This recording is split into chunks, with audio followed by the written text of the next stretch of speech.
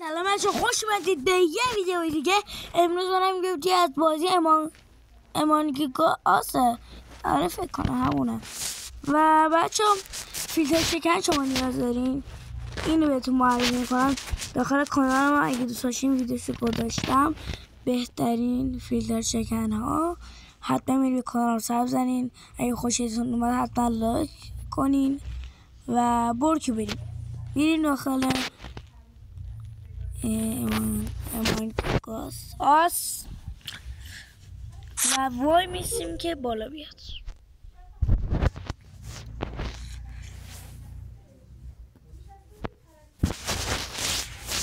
بچه آموزشش هم دیگه اگه دوست داشتین حتما تو کامنت ها برام بزنین. بچه ببینید داخل مایکل می نویسین امانگ آس می نویسین و نمیدونم درست گفتم. اگه دوست داشتین حتما تو کامنت ها بگین و آموزشش رو براتون بذارم. وای میستیم. خب این اولیه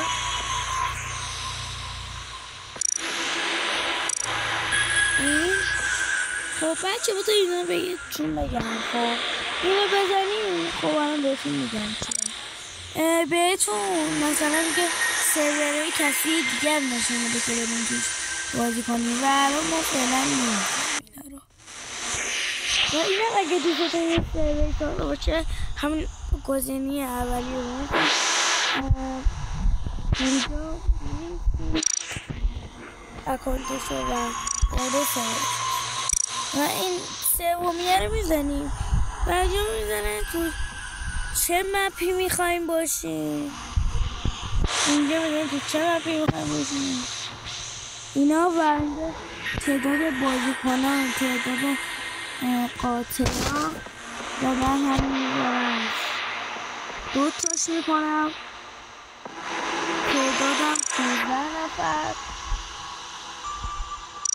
و همینا اینجا زبانتون رو میتونیم درست کنیم همینو. و بچه ها میخوایم یک گروه از این شکل باشه اینجا انتخاب میکنیم. این گزینه اولیه رو میزنم، اینو میزنیم و بر ما اکانت ما اینجا اکانت سرور ما ساخته میشه. و بچه ها اینو میبینید قرمز، الان این قرمزه، اینو میزنین هر کی رشه میتونه بیاد. من ویدیو رو میزنم مثلا تا یه نفر بیاد داخل بازی. بچه ها ببخش من هر کاری کردم خب کسی پیدا نشد بیاد تو سرورم، خیلی هم طول کشید ولی مطمئن باشیم که سرور ساخته شد و هر کی که خواد میتونه بیاد. و بچه ها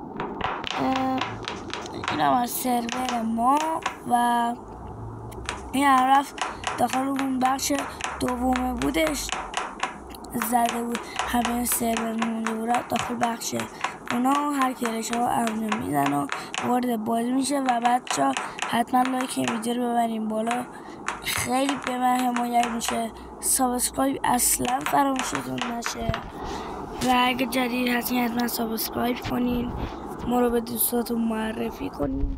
و بچه ها یه چیز دیگه هم از این بازی بهتون بگم، میبینید تعدادتون یه ذره رفت مثلا بالاتر اینو بزنیم میره تو بازی، ولی من همیشه باید تعداد بازیکن‌ها زیاد بشه بعد برم و شما همین کارو میکنین و وارد بازی میشین. و اگه دوست داشته باشین لایک کنین، ویدیو رو ببرین بالا، سابسکرایب کانال ما رو ببرین بالا.